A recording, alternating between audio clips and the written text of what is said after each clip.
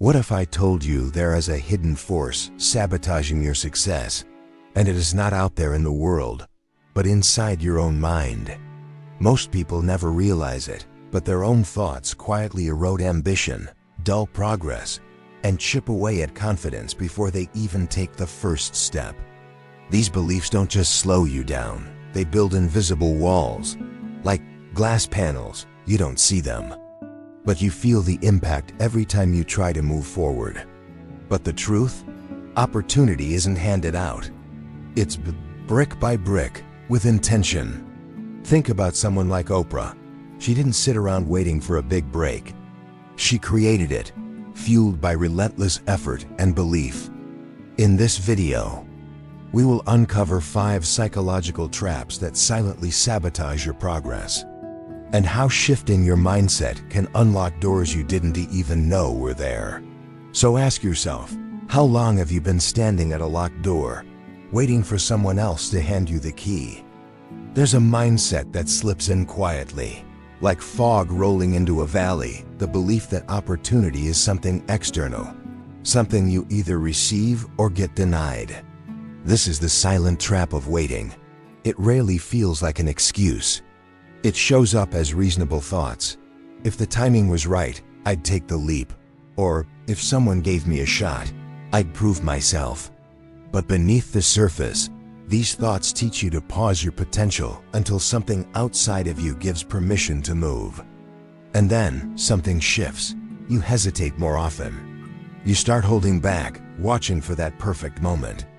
That moment never comes, and waiting becomes your default setting. You see others advancing and wonder why nothing ever lines up for you. The danger is subtle but powerful. This waiting feeds frustration. Over time, it convinces you the world is a casino, and you've drawn the losing ticket. Imagine someone stuck in a job they've outgrown. They feel unseen, convinced their talent is being ignored.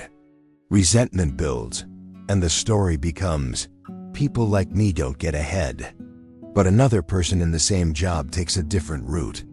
They seek new projects, invest in learning, network outside their comfort zone. When no promotion comes, they don't spiral, they pivot like a ship changing course in rough waters. The difference isn't luck or talent, it's movement. Carl Jung once explained that we often project our fears onto the outside world. Believing opportunity is out of reach can be a shield, a way to avoid the vulnerability of trying and falling short. Blaming timing or luck feels safer than risking failure. But over time, this becomes more than self-protection. It becomes a blindfold stitched from your own doubt. Successful people rarely talk about waiting for perfect timing.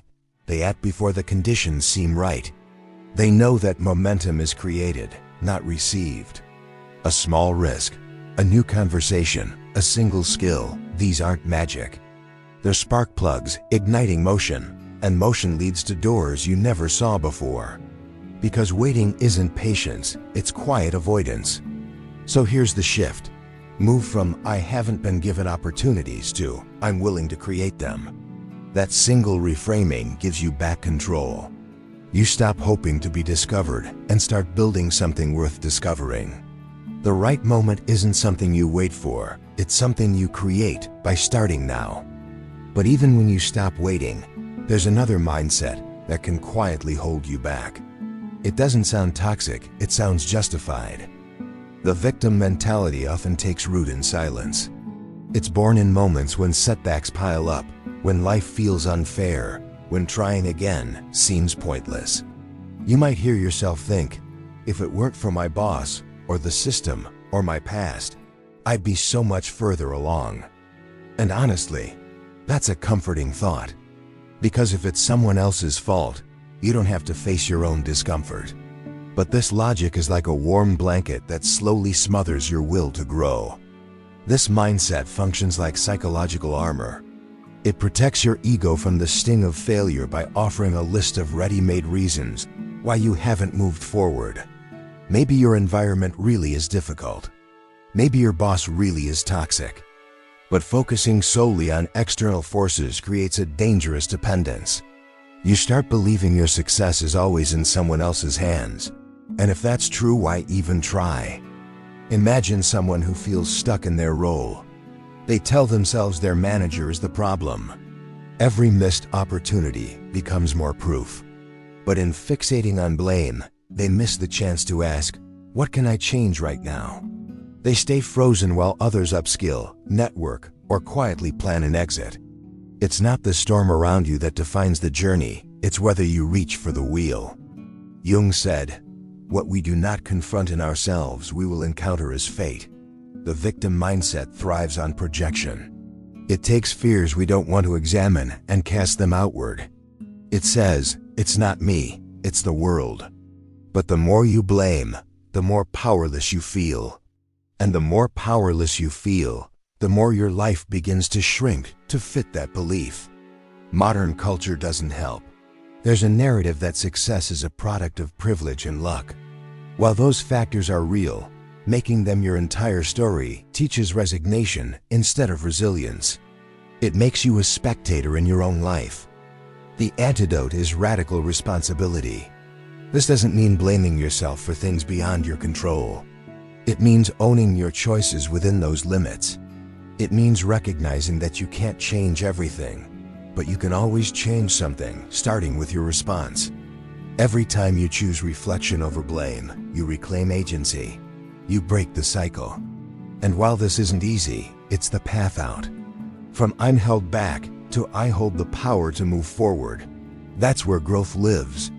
But sometimes, the obstacle isn't about blame at all. It's quieter. It sounds like humility, but it's really something else. The belief that you're nothing special doesn't sound toxic, but it is. It whispers that trying is pointless. That effort is for other people, the gifted ones. You tell yourself you're just being realistic. But really, it's self-sabotage wrapped in false modesty. It's a leash made of your own doubt. This mindset thrives in comparison culture. Scroll through social media, and it seems like everyone else is living a highlight reel. Authors, creators, entrepreneurs all achieving greatness. What you don't see: the years of setbacks, the late nights, the slow progress. You internalize the illusion. I'm not like them, I can't compete. So you shrink, and you stop before you even begin. Jung spoke of the shadow, the parts of ourselves we refuse to recognize. When you believe you're just average, what you're really doing is avoiding risk. Because if you don't try, you can't fail. But if you never test yourself, you never grow. The comfort of staying small becomes a quiet prison. The flaw in this thinking? It assumes success is about innate talent, but research proves otherwise.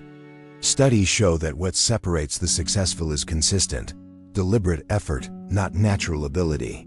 What looks like genius is often just years of focused work. So when you say, "I'm not special," you're not being honest, you're denying your right to evolve. Imagine two people at the same starting point. One says, "I'll learn as I go." The other says, "What's the point?" Years later, one has made quiet, consistent progress.